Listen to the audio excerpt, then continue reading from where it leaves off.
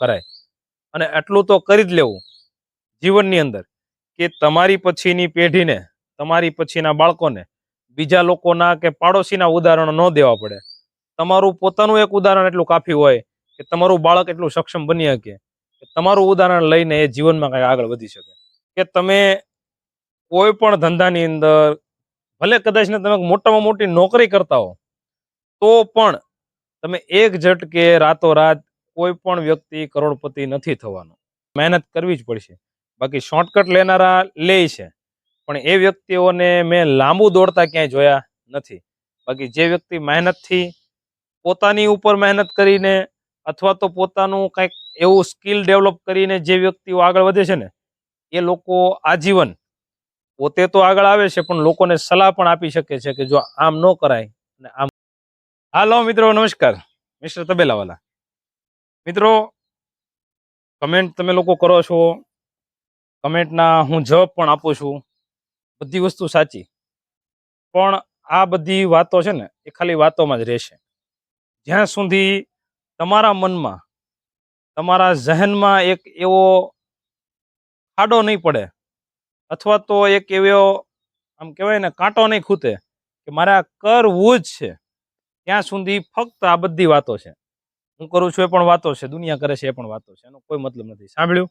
ઘડીક બધા વાહ વાહ કરી, વાત પૂરી. કારણ કે જો તમને છે ને ગળું ખાવાનું મન થયું હોય ને અને તમે ઓછી મહેનતે પતાવવા માંગતા હો ને તો તમે ચા પીને બગાડી શકો.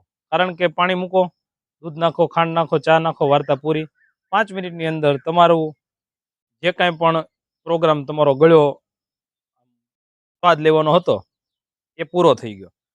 પણ એની જગ્યા ઉપર તમે એવો સંતોષ નથી કરતા, તમે આટલા ગળ્યાથી નથી માનતા અને તમે એવો વિચાર કરો છો કે મારે પેટ ભરીને ગળ્યું ખાવું છે, ખૂબ સ્વાદિષ્ટ ખાવું છે અને ખૂબ આનંદથી ખાવું છે, ભલે સમય લાગે, તો એના માટે તમારે ખીર બનાવવી પડશે.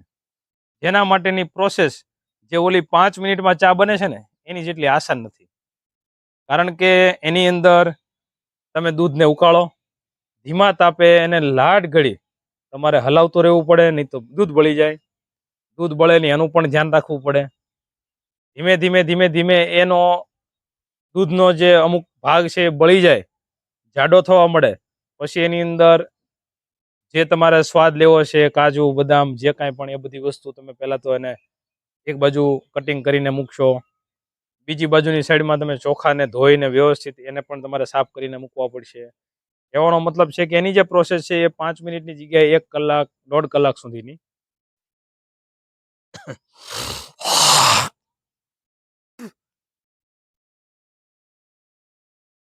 કહેવાનો મતલબ છે કે એ જે સમયગાળો છે એ 5 મિનિટની જગ્યાએ 1 કલાક, 1.5 કલાકનો થઈ જાય છે. કહેવાનો મારો ભાવાર્થ છે કે તમે કોઈ પણ ધંધાની અંદર ભલે કદાચ ને તમે મોટામાં મોટી નોકરી કરતા હો તો પણ તમે એક ઝટકે રાતોરાત કોઈ પણ વ્યક્તિ કરોડપતિ નથી થવાનો. અને મેં એવા પણ વ્યક્તિઓ જોયા છે કે જે રાતોરાત કરોડપતિ થયા છે પણ અમુક રાતો પછી એ પણ પાછા રોડે ચડી ગયા છે. એનું કારણ કે અમુક અમુક વ્યક્તિઓ અત્યારે આ બધા જે એડવર્ટાઈઝ દેખાડે છે એની અંદર નવી ગેમોમાં પડે છે, ઇનામોમાં પડે છે, તો એને કદાચ ને ઇનામ લાગી પણ જાય છે, બરોબર, લાખો રૂપિયાનું ઇનામ લાગી જાય. 2-4 દિવસ પછી એ જ વ્યક્તિ પાછો થોડા ઘણા પૈસા માટે કોઈની પાસે હાથ લાંબો કરતો હોય.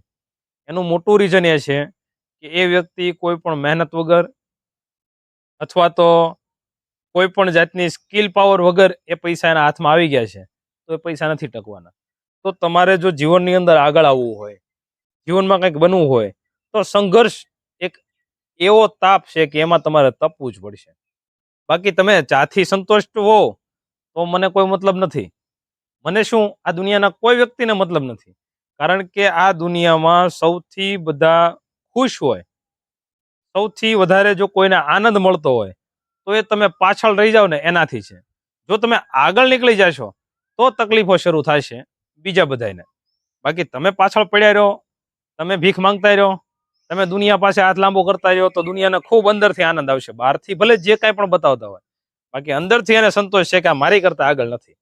પણ જો તમારે આગળ નીકળવું હોય તો સંઘર્ષની ભઠ્ઠીમાં એક વખત પડવું જ પડશે.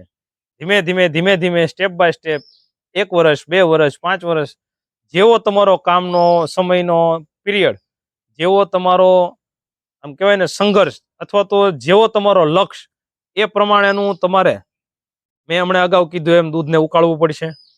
એ દૂધ બળી ન જાય એનું પણ ધ્યાન રાખવું પડશે, અને એમાં સ્વાદ બેઠે એ માટે તમારે કાજુ બદામ પણ નાખવા પડશે. આ વિષય એક ઉદાહરણ લઈને તમને કહું છું એનું કારણ કે તમે એ વસ્તુને ગહેરાઈથી સમજો. કારણ કે જે વસ્તુની પાછળ તમે એક વખત પડી જાઓ, તમે એક વખત નક્કી કરી લો કે મારા આ શોખ છે અને એ મારે પૂરા કરવા છે, તો એના માટે મહેનત કરવી જ પડશે.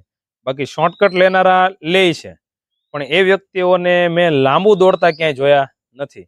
બાકી જે વ્યક્તિ મહેનતથી, પોતાની ઉપર મહેનત કરીને, અથવા તો પોતાનું કંઈક એવું સ્કિલ ડેવલપ કરીને જે વ્યક્તિઓ આગળ વધે છે ને, એ લોકો આજીવન પોતે તો આગળ આવે છે, પણ લોકોને સલાહ પણ આપી શકે છે કે જો આમ ન કરાય અને આમ કરાય.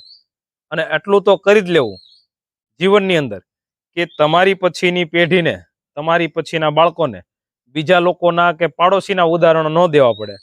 તમારું પોતાનું એક ઉદાહરણ એટલું કાફી હોય કે તમારું બાળક એટલું સક્ષમ બની શકે કે તમારું ઉદાહરણ લઈને એ જીવનમાં કંઈક આગળ વધી શકે. ચાલો મિત્રો, મળીએ કંઈક નવા ટોપિક, નવા વિડીયો સાથે. જો તમે હજુ પણ અમારી ચેનલમાં નવા હો તો લાઈક અને સબસ્ક્રાઇબ કરવાનું ભૂલશો નહીં, કારણ કે મળતા રહીશું કંઈક ને કંઈક આવા ટોપિકો સાથે. ત્યાં સુધી રજા આપો. Mister Tabelawala, by.